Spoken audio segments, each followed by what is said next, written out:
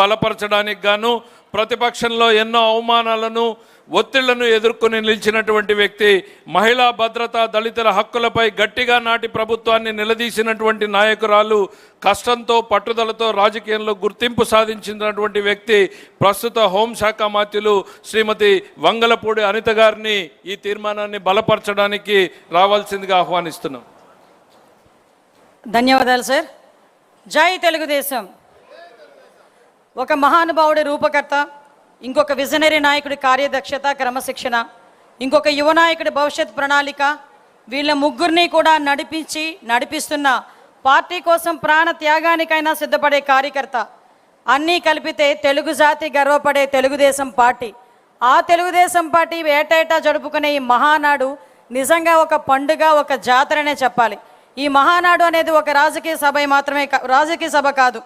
ఈ మహానాడు అనేది ఒక బల ప్రదర్శన కాదు. ఈ మహానాడు అనేది తెలుగు జాతి గురించి పెట్టిన పార్టీకి దిశానిర్దేశం ఇచ్చుకొని ఈ రాష్ట్ర భవిష్యత్ ప్రణాళికను ఏ విధంగా తీసుకెళ్లాలని చెప్పడానికి ఉపయోగపడే ఒక సభ అని చెప్పి మనందరం కూడా తెలుసుకోవచ్చు.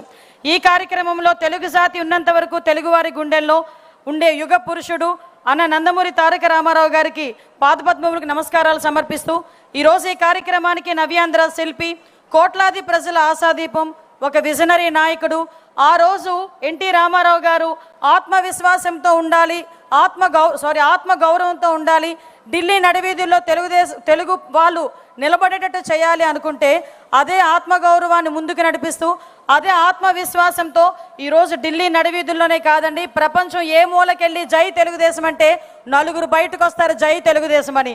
ఆ రకంగా క్రియేట్ చేసిన గౌరవ విజనరీ నాయకుడు, మనందరి అభిమాన నాయకులు, జాతీయ పార్టీ అధ్యక్షులు నారా చంద్రబాబు నాయుడు గారికి, నిత్య విద్యార్థి నారా చంద్రబాబు నాయుడు గారికి, అదేవిధంగా నవశకానికి నాంది పలికిన వ్యక్తి.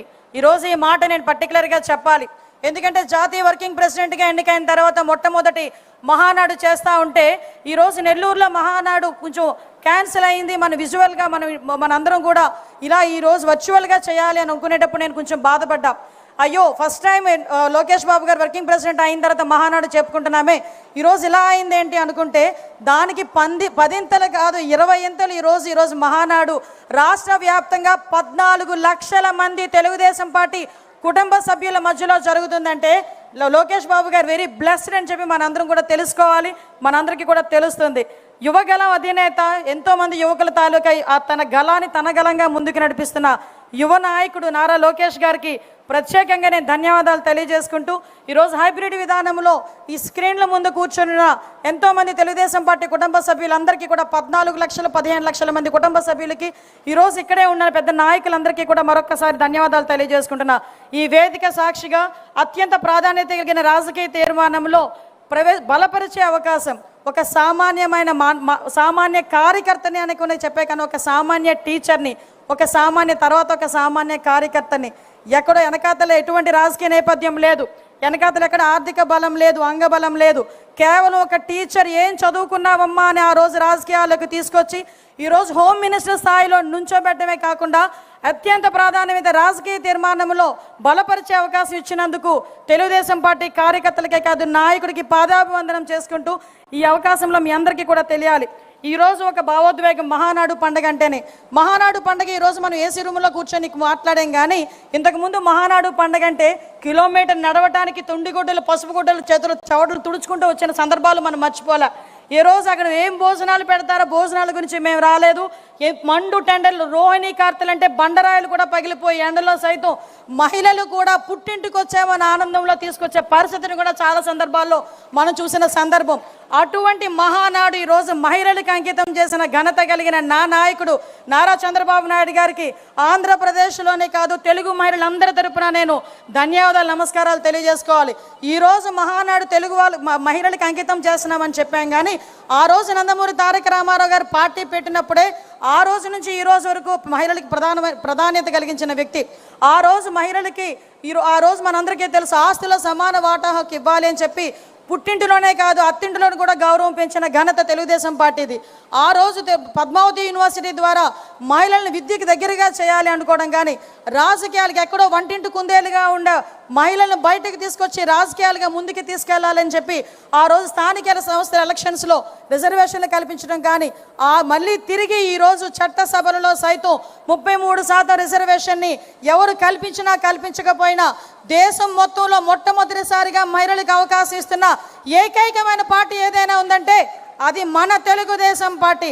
విమర్శకులకు ఒకటే హెచ్చరిస్తున్నా, విమర్శకులకి సవాల్ ఇస్తున్నా, మహిళల ఓట్ల బ్యాంకుతో గెలిచేము, మహిళా సాధికారత సాధిస్తామనుకున్న ప్రతి ఒక్క పార్టీ కూడా ఎస్ మా బాటలోకి రండి, మా బాటలో అనుసరించి మీ సత్తా ఏంటో చూపించే పరిస్థితి రావాలని చెప్పి నేను కోరుకుంటున్నా.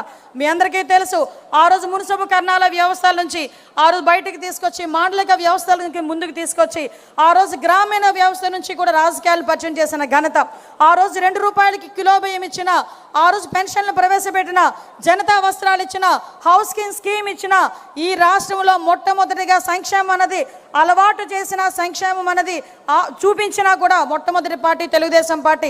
అటువంటి 44 సంవత్సరాల చరిత్ర గల తెలుగుదేశం పార్టీ ఎన్నో ఆటుపోట్లు ఎదుర్కొంది, ఎన్నో అవమానాలు ఎదుర్కొంది.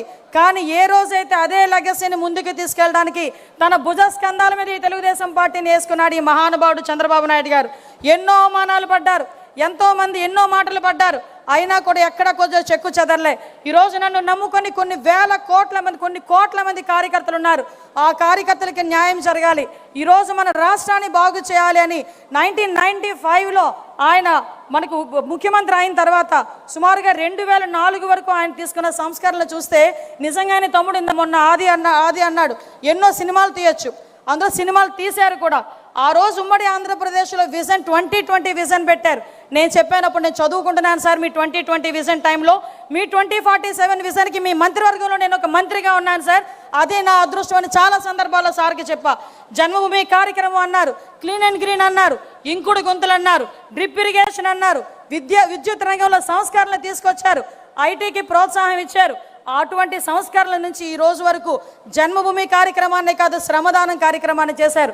1995 నాటికి పరిస్థితి ఏందిరా అంటే జీతాలు కూడా ఇచ్చుకోలేని పరిస్థితుల నుంచి 2004 వరకు చూస్తే ఆ రోజు ఆంధ్రప్రదేశ్ని ఐటీ హబ్గా మార్చిన ఘనత కలిగిన నాయకుడు మన నాయకుడు. ఆ తర్వాత